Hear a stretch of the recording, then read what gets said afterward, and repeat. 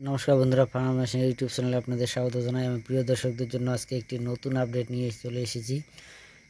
এখানে আমি আজকের এই ভিডিওতে আপনাদের একটি নতুন বিষয় নিয়ে আলোচনা করব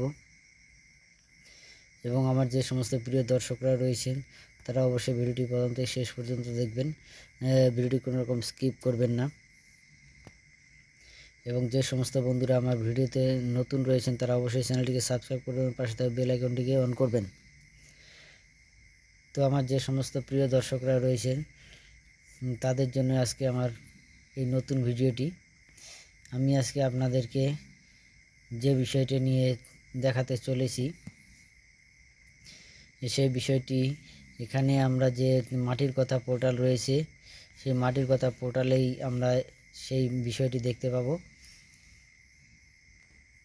আমরা যে সমস্ত কৃষক বন্ধুরা রয়েছে বর্তমানে যে সমস্ত ফসলের চাষ করেছেন এবং বোরো ধান চাষ করেছেন, কেউ ভুট্টা চাষ করেছেন এবং কেউ যে সমস্ত তিল এবং দানাজাত শস্য চাষ করেছেন, সেই সমস্ত ফসলের যে বীমা রয়েছে সেই বীমা কিন্তু অলরেডি অ্যাপ্লিকেশন শুরু হয়ে গেছে। সেই বিষয়টি নিয়ে আজকে আলোচনা করব।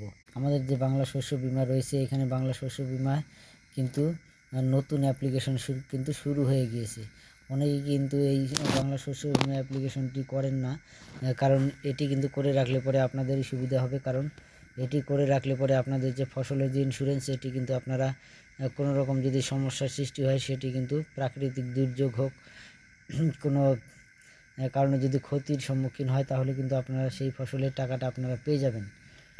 তাই অবশ্যই এই ফসলের ইন্স্যুরেন্সটা আপনারা করে রাখবেন, কারণ এটি করতে কোনো রকম টাকা পয়সা লাগে না। অবশ্যই আপনারা এই বাংলা শস্য বীমা যে ইন্স্যুরেন্স রয়েছে, বিমা রয়েছে, এটা অবশ্যই করবেন, কারণ এটিতে কিন্তু আপনাদেরই ভবিষ্যতে লাভ হতে পারে। কারণ অনেক সময় কিন্তু প্রাকৃতিক দুর্যোগের কারণে ফসলে নষ্ট হয়ে যায়, সেই কারণে কিন্তু আপনাদের সরকার থেকে ভর্তুকি দেওয়ার ব্যবস্থা করা হয়। প্রতি বছরই কিন্তু সেরকম কিছু না কিছু ভর্তুকি কিন্তু প্রত্যেক ডিস্ট্রিক্টে কিন্তু দেওয়া হয়েই থাকে। তাই অবশ্যই আপনারা এই বাংলা শস্য বীমা যে ইন্স্যুরেন্সটি রয়েছে অবশ্যই আপনারা করবেন। এখানে আমরা ক্লিক করে আমরা যে শস্য বীমা রয়েছে সেটি আমরা দেখে নেব। এখানে কিন্তু অ্যাপ্লিকেশন ফর্ম রবি 2025 এখানে যে রয়েছে, এখানে অ্যাপ্লিকেশনের ফর্মে আমরা ক্লিক করলে পরে আমরা দেখতে পাবো যে এই ফর্মটি কিন্তু ওপেন হয়ে যাবে।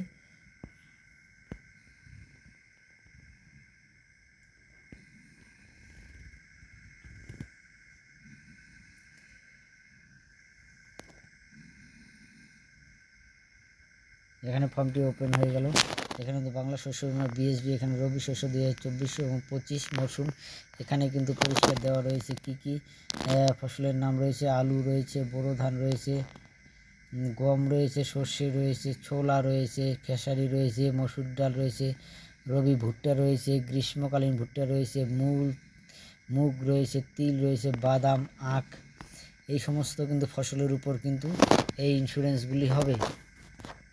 তো অবশ্যই আপনারা এই ফর্মটি কিন্তু পোর্টাল থেকে আপলোড করে এই ফর্মটি আপনারা ফিল আপ করে কিন্তু আপনাদের যে নিকটবর্তী যে এডি অফিস রয়েছে সেখানে কিন্তু জমা করবেন এবং কোনো রকম টাকা পয়সা লাগে না। এখানে আপনাদের কি কি লাগবে এগুলো এখানে পরিষ্কার দেওয়া রয়েছে। এখানে কৃষকদের যে দাখিলযোগ্য নথিভুক্ত সেগুলো বাধ্যতামূলক। এখানে আপনার কেওয়াইসি,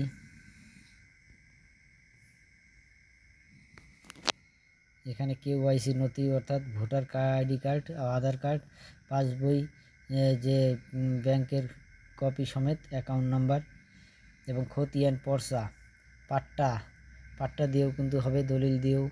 নকল নিজস্ব জমির ক্ষেত্রে হবে। ভাগচাষি বা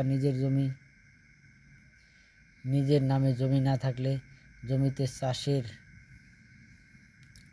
অধিকার সংক্রান্ত শংসাপত্র নির্দিষ্ট ফর্মে গ্রাম পঞ্চায়েতের প্রধান কর্তৃক প্রদত্ত দিতে হবে। অনেকে ভাগচাষি যদি চাষাবাদ করে থাকেন তারাও কিন্তু এর জন্য অ্যাপ্লাই করতে পারবেন, কিন্তু সেখানে আপনারা যার কাছ থেকে জমিটা নিয়েছেন তার সঙ্গে যে একটি চুক্তিপত্র হয়েছে সেটি কিন্তু অবশ্যই জেরক্স কপি জমা করতে হবে এবং পঞ্চায়েত প্রধানের কর্তৃক কিন্তু সেটি প্রদত্ত একটি নির্দিষ্ট ফর্মে লিখে নিয়ে জমা করতে হবে। কৃষি অধিকর্তা, সংশ্লিষ্ট ব্লক বা তার প্রতিনিধি অথবা ভূমি ও ভূমি সংস্কার এবং উদ্বাস্তু ত্রাণ পুনর্বাসন দপ্তরের রাজস্ব আধিকারিক পরিদর্শক দ্বারা প্রদত্ত ফসল রোপণের শংসাপত্র থাকলেও কিন্তু তারাও পাবেন। এবং এখানে ডিক্লারেশন করা হয়েছে, আমি এই যোজনা বিবরণ পড়েছি এবং বুঝেছি, আমাকে বোঝানো হয়েছে। এই সমস্ত কিন্তু পড়ার পরে আপনি কিন্তু এখানে সই করে একজন সাক্ষীর কিন্তু সই লাগবে। এখানে এই অ্যাপ্লাইটা করার সময় আপনার একজন সাক্ষীর সই লাগবে। এবং এখানে আপনার যে কৃষকের যে সই এবং টিপসই যে কোনো একটা কিন্তু দিতে হবে আপনাকে। দেওয়ার পরে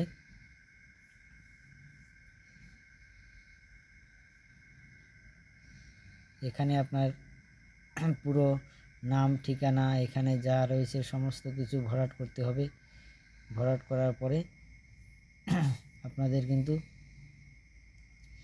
এখানে অনুমোদিত স্বাক্ষরকারী যে জমা নেবে এডি অফিস, সে কিন্তু সই করে আপনাদেরকে একটা কপি ছিঁড়ে আপনাদের দিয়ে দিবে।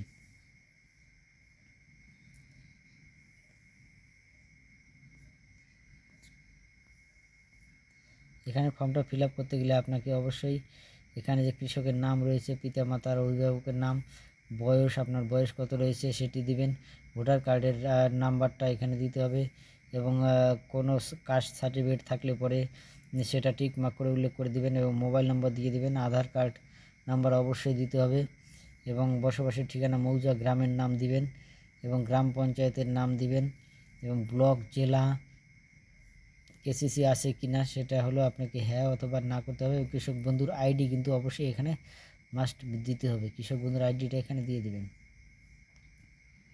কৃষক বন্ধু আইডি কিন্তু আবশ্যিক নয়, এখানে যেটি যেটি আবশ্যিক সেটা কিন্তু লেখা রয়েছে।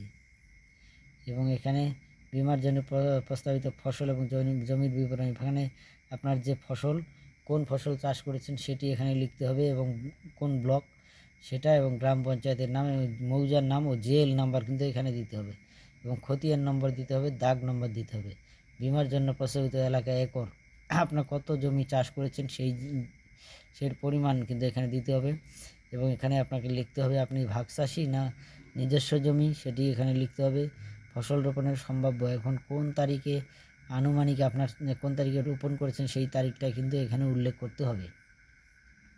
এরকম লেখার পরে আপনাকে ব্যাংকের নাম এবং পাসবই অনুযায়ী এখানে আপনার ব্যাংকের যে ডিটেলস রয়েছে এখানে আপনার নাম দিতে হবে, কৃষকের নাম, ব্যাংকে যে নামটা রয়েছে সেখানে সেটা দিতে হবে। এখানে ব্যাংকের নাম দিতে হবে, কোন অ্যাকাউন্ট, কোন ব্যাংকের নাম সেটি এখানে দিতে হবে, ব্রাঞ্চের নাম দিতে হবে, অ্যাকাউন্ট নাম্বার এখানে দিতে হবে, আইএফএসসি কোড অবশ্যই দিবেন, অ্যাকাউন্টের ধরন সেভিংস না কারেন্ট সেটি কিন্তু এখানে দিতে হবে। সাধারণত আমাদের সেভিংস অ্যাকাউন্টই হয়ে থাকে, সেভিংস লিখতে হবে। এই গেল আপনার ফর্মটি ফিল আপ করার পদ্ধতি।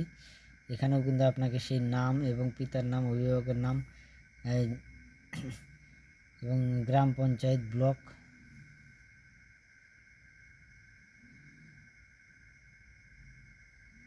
এই সমস্ত লেখার পরে কিন্তু আপনাকে ফর্মটি জমা করতে হবে এডি অফিসে। এই ছিল আজকের বিশেষ ভিডিও। তো অবশ্যই আপনারা এই জিনিসটি কিন্তু অবশ্যই ফর্ম ফিল আপ করে জমা করবেন, এবং আপনাদের সুবিধার জন্যই কিন্তু এই প্রত্যেক বছর কিন্তু সরকার থেকে এটি করা হয়। তো অবশ্যই আপনারা এটি ফর্ম ফিল আপ করে অবশ্যই জমা করবেন। আজকের ভিডিওটি এই পর্যন্তই, ধন্যবাদ।